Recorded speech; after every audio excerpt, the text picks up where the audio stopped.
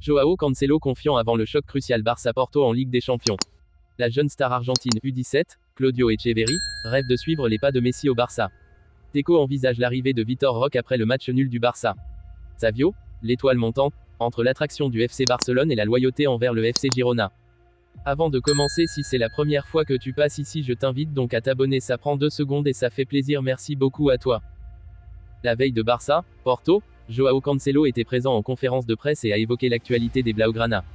Le Barça en difficulté. Le club catalan n'avance pas en Liga et devra s'imposer demain contre le FC Porto pour assurer son billet pour les 8e de finale de la Ligue des Champions. Avant ce choc, Joao Cancelo et Xavi étaient présents en conférence de presse. Le latéral portugais est revenu sur ce choc très important pour le FC Barcelone. C'est comme une finale. Nous savons à quel point c'est important pour nous en tant qu'équipe et en tant que club. Contre le Shakhtar, nous aurions déjà pu nous qualifier. C'est un mois difficile. C'est une finale et nous devons la gagner. Ils ont un entraîneur qui joue de manière agressive. Nous savons que ce sera difficile, j'en suis sûr, a lancé Joao Cancelo. Cancelo n'est pas affecté par les critiques. Contre le Rayo, nous nous sommes sentis mieux. Le Barça étant moins performant, les supporters catalans sont logiquement en colère. Cependant les critiques n'affectent pas Joao Cancelo. Cela ne m'affecte pas, j'ai grandi. L'équipe est jeune, c'est normal que cela affecte certains d'entre nous. C'est un grand club et il faut savoir gérer la pression, a analysé la recrue estivale des Blaugrana. Il y a des moments où nous ne sommes pas très bons. Mais il y a des matchs tous les 3 jours. Nous avons une équipe très jeune mais avec beaucoup de qualité. Nous allons essayer d'améliorer la situation. Contre le Rayo, nous nous sommes sentis mieux sans être menés par 10 buts d'écart. Nous avons l'occasion, 3 jours plus tard, de jouer un bon match pour gagner en confiance, a-t-il conclu. Pour résumer, la veille de Barça, Porto, Joao Cancelo était présent en conférence de presse et a évoqué l'actualité des Blaugrana. C'est comme une finale. Nous savons à quel point c'est important pour nous en tant qu'équipe et en tant que club. Contre le Shakhtar, nous aurions déjà pu nous qualifier. C'est un mois difficile. La sensation de la Coupe du Monde U17 a déclaré sa flamme au Barça et espère suivre les pas de Lionel Messi.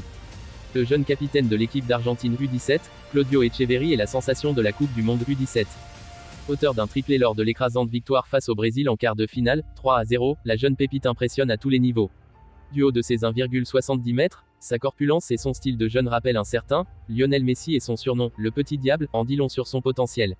Sous contrat avec River Plate jusqu'en décembre 2024, il est déjà surveillé par un grand nombre de clubs européens, mais Claudio Echeverri a une idée précise de son avenir. Il déclare sa flamme au Barça. Dans une interview, le jeune milieu offensif argentin a déclaré sa flamme au club catalan. En plus de River, j'aimerais jouer pour le Barça. Je suis un grand fan de Messi et je l'ai vu jouer à Barcelone, donc j'ai porté cette équipe en moi depuis que je suis très jeune. Le directeur sportif du Barça, Deco, a enfin pris une décision concernant l'arrivée de Vitor Roque. Après le triste match nul du Barça contre le Rayo Vallecano, 1-1, le directeur sportif du club catalan, Deco, s'est exprimé après la rencontre et analyse l'absence de Gavi.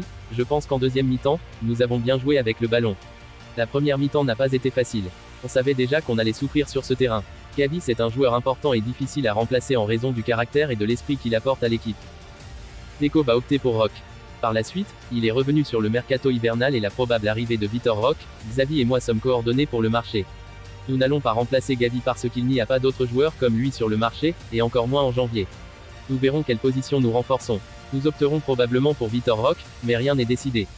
Pour résumer, après le triste match nul du Barça contre le Rayo Vallecano, 1-1, le directeur sportif du club catalan, Deco, s'est exprimé après la rencontre et annonce une décision concernant le mercato hivernal.